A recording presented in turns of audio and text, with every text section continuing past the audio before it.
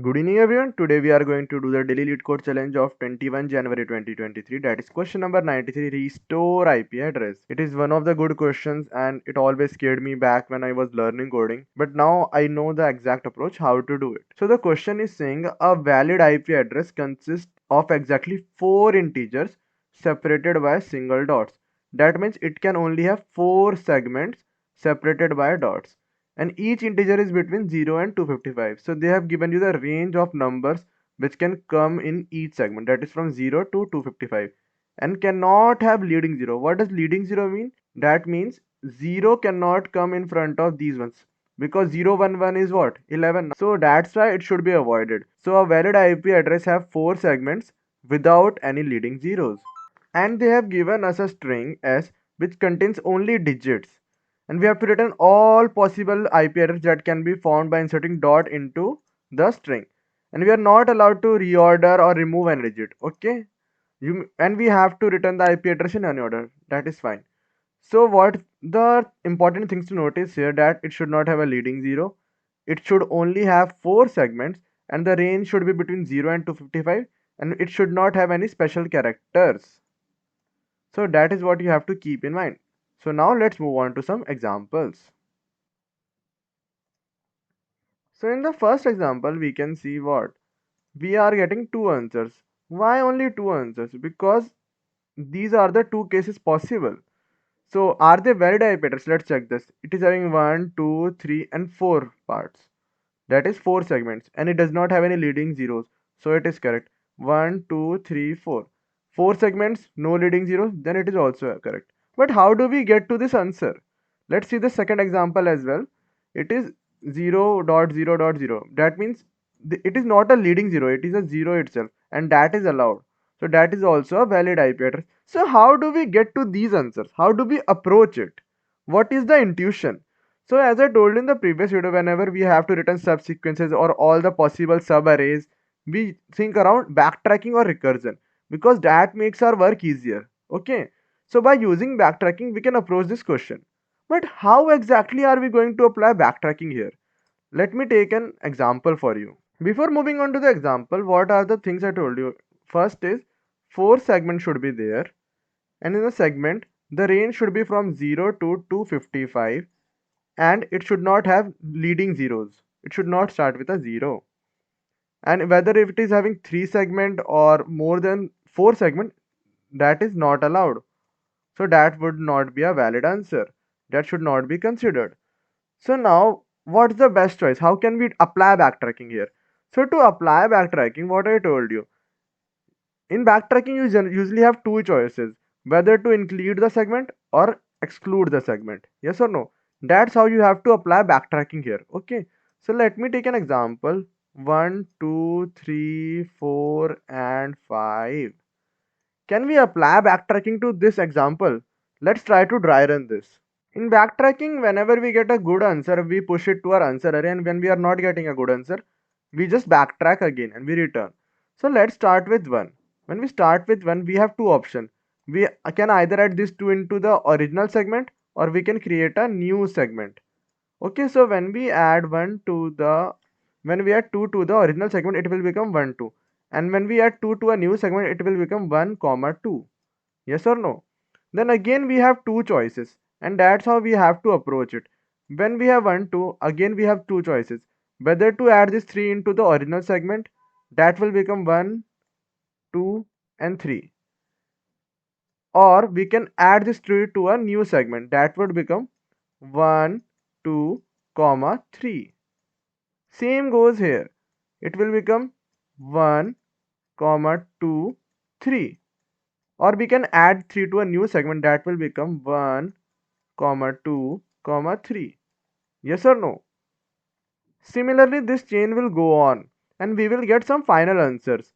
Yes or no? And whenever these digits, so here we are getting 23, next time we will get 234, that is also valid, and after that we will get 2 3 4 5. Will that be a valid answer? No, because it is out of range. So that time we backtrack, and whenever we get final answer, we push it to our answer array. You will understand it better by coding, and you can also complete this dry run by this example. whether we add it to the original array or we create a new segment. That's how you have to check, and you will form a recursion tree, and that recursion tree will help you to understand it better. So please try to make that recursion tree and then try to code it. Okay. And what will be our base conditions? As I told you, it should have 4 segments, range should be between 0 to 255, and it should not have a leading 0. That's how you have to think. Okay. So let's just move on to the coding part. Let me just zoom it for you. And before moving on with the video, please try to code this on your own, then come back to the video. It is a very good question. Your recursion will become more clear if you complete this recursion tree by taking original and new segment. In original segment, you add the new number with it, and in new segment, you create a new segment.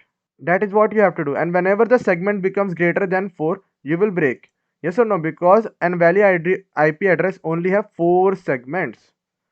That is also the point I told you here. So now let's move on with the coding. So the first step in the coding part, you will create a global vector of string which is a return type, and you will name it as answer because you are going to return this answer. So let's write return answer. Also, you have to create a temporary vector of string.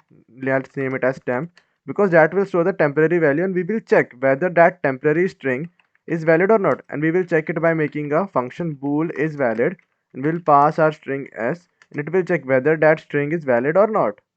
Also, we have to apply backtrack. And for backtracking, what I told you, the template, you will pass the initial string s, you will pass the starting index, you will pass the segment.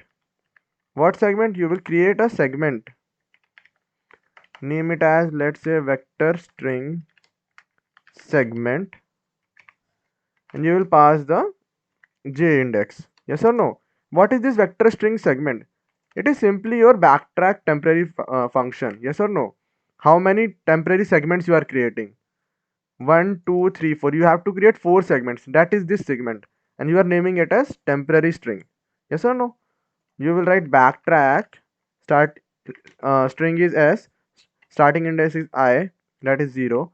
You will pass a temporary string as segment, you will get 4 segments, and you will pass the j index. Yes or no? Inside this backtrack function, what is our base condition? Our base condition is when our string when I starting index is at the last element, when we have completely iterated the string, that is I is equal to s dot size, that is the end of the string. And you will write some conditions here. Let's see that afterwards. Before that, what we have to do, we will create 2 strings. As I told you, a original segment and a new segment. Yes or no? And we will iterate accordingly. So for that, what we have to do, let's complete this is valid function first and then check what are the condition I told you for is valid function. For is valid function, the first thing you should keep in mind that it should not have a leading 0. So if s0, that is first element, is 0, or and string dot size is greater than 1, that is single 0 is allowed but leading zeros are not allowed, and leading zeros will be in the case when the string size is greater than 1. So we return false. But also when the string size is empty, that is s dot size is equal to 0, then also we return false. Yes or no? After this, if s0 is equal to 0, that is it is having a single 0, that is in the case of the second example, if it is having a single 0 and s dot size is equal to 1, that is string size is 1, then we can return true for our valid string. Return true.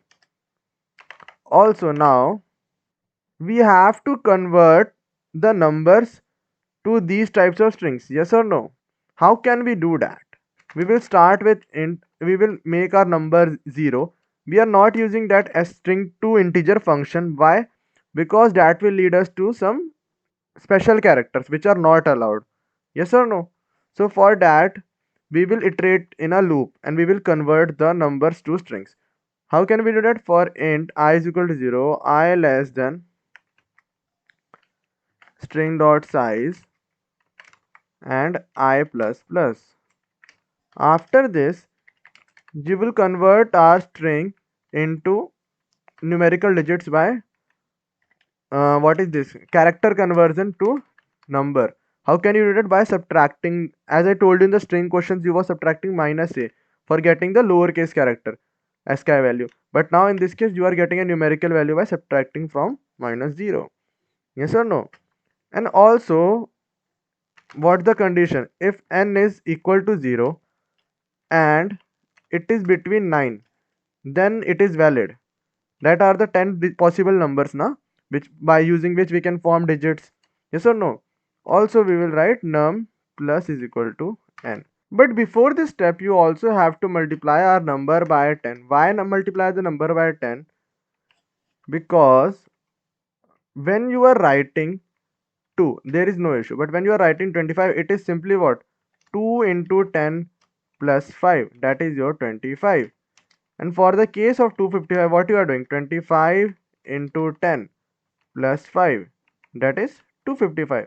So that's why you are multiplying the numbers by 10. And after that, when you are checking whether these are between the range of numbers and not any special character, then you are adding it to our number. If this is not the case, what we will do? We will return false because that is a special case character, so we will not add it. And when you are done with this for loop, what you will do?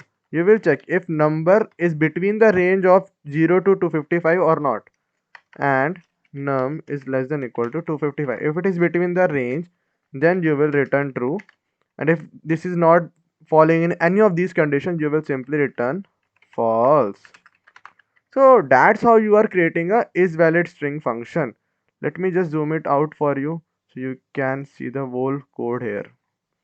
So that's how you wrote the is valid string function. And now let's move on to the backtrack function where we are using strings, original segment and new segment, as explained in the dry run. Whether we have to add original segment or new segment, we only have two choices for each segment. Yes or no? So now let's do this. For doing this, what are the choices we have? The choice is we can make original segment is equal to segment j. What does it mean? We are making it equal to the current segment, and our new segment will create a new segment. How can we create a new segment? New segment will be assigned the next value. As I told you, in this case the new segment will assign a value 2, that is 1 comma 2. That's how you are assigning a new segment. Yes or no? So a new segment is assigned like this. After this, you will check if is valid original segment. When you add original segment plus new segment, is that valid? If it is valid, what you will do? You will add the new segment to the original segment. Yes or no? When they are valid. Now after that, you will backtrack. How will you backtrack? You will pass the string, you will update the starting index, you will pass the segment, and you will pass the j. Why j only? Because you are making changes in the original segment only, and you are not creating a new segment. That's why not j plus 1. But when you are dealing with the new segment, you will pass j plus 1. We will see that. And finally, when the whole backtracking is done, you will update our segment j to original segment j to our original segment. So this is what you have to do. And when you are dealing with the new segment, then you will check if original segment dot size is greater than 0, whether it is empty or not. If it is size is greater than 0, that means something just does exist. You will check whether it is valid. Is valid. New segment is valid or not. You will check. Also, you will check whether segment size is not exceeding what? Segment dot size should not exceed what? Should not exceed the size limit of 4, because the maximum possible segments in a valid IP address are 4. So that's how you write it. So you will get segment dot pushback new segment. You are pushing the new segment in the segment because you have to add it by adding a comma. You are pushing it, and then you are applying backtrack by passing the string, the passing the new index, by passing the segment, and here you are passing j plus 1 because you have added the new segment to it. You are increasing the length. Yes or no? Increasing the number of segments. And when you return from backtrack, you have to pop back as usual in every backtrack. You have to pop back when you are returning and you are storing the answer. And when all of this is done, what you will do? You will return. So where are we storing our answer? We still haven't completed the base condition. So that's why I told you this question is important, because here we have to deal with many functions. First we have to write the isValid function to check whether it is a valid string or not. Then we have to write for the backtrack code, that is original segment and new segment condition, which is explained in the dry run code. Then after you have to complete the base condition. So what the base condition would be? When we are done with the iteration of the string, we will check whether the segment dot size is equal to 4 or not, because a valid IP address have 4 segments. And also you will add string temporary equal to, you'll get a blank string, temporary string. Why blank string? Because you have to add these dots between the segments. So for combining all the 4 segments, you will run a loop for int k is equal to 0, k less than 4, k plus plus. This loop will combine your segments, and you will add temp plus is equal to, so you are adding those segments. And whenever the segment length reach 3, that is maximum length for them is 3. So whenever it is not equal to 3, what you will do? You will add a dot. Yes or no? Temp plus is equal to a dot, because the segments are separated by a dot. And when you have combined all the segments, you will push them to our answer. So that's how you are getting the answer. Yes or no? And when all this loop is done, we will return our backtrack function. So that is how the code is working. This is the whole process of this question. Yes or no? Let's try to run this and see whether it is working or not.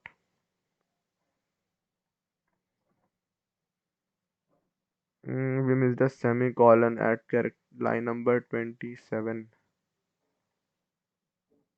Where int n is equal to si minus 0. Here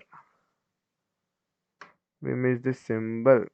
Don't miss semicolons, because these are very much important. Here also a semicolon missing. Also I noticed that we haven't initialized our string. We should initialize our string with blank now, because then after we can add more string to it. Initially the string is blank, and when we are not passing it any blank value, it is taking some garbage value, so our answer might have came wrong if we haven't passed it. Let's see. There's another mistake. What's the mistake? Did you mean original segment? Yes, I mean original segment. It is a big code, and you should pay more attention to it. We should just copy it. Original segment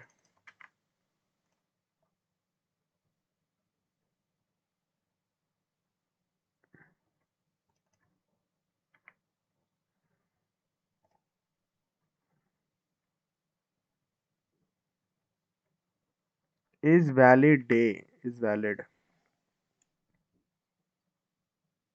So finally it is running. So it was a big code, and small mistakes are the key to learn better and make mistakes, learn from mistakes, then only you can succeed. So I hope you understood the question. Let me just submit it and check whether it is getting accepted or not. And then I will brief you with the question again. So finally it is accepted. So to brief you with the question, it was a very good question. We have to restore the IP address. So for that we have to check what is a valid IP address. And when we know the what is valid IP address, we create a function is valid string, which will check whether our IP address is valid or not, whether we can add it or not. And after that, when we have to return or call something recursively, we apply backtracking. So that's why backtracking was applied. And for backtracking, we use original segment and new segment. As I told you in the dry run, you should complete this recursion tree for better understanding. You only have two choices, whether you can add it to the original string or create a new segment. That is your choice, okay?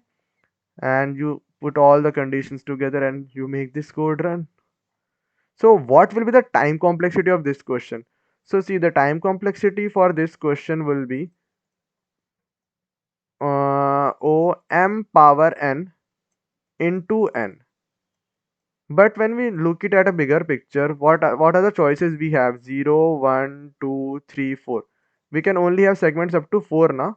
So what we are getting, we can get 3 to the power 4 into 4. So that is around O of 1 complexity, that is constant complexity. So you will get constant space and time complexity when you see the constraints in this question. Otherwise, it is O m power n into n. So you can say that space and time complexity is constant. Thank you so much for watching. If you have any doubt at any step, please let me know in the comment section. It is a very good question. Please pay attention to it and don't get disappointed if you are not able to do it in the first attempt. Please like, share and subscribe the video. Thank you so much for watching. Bye bye.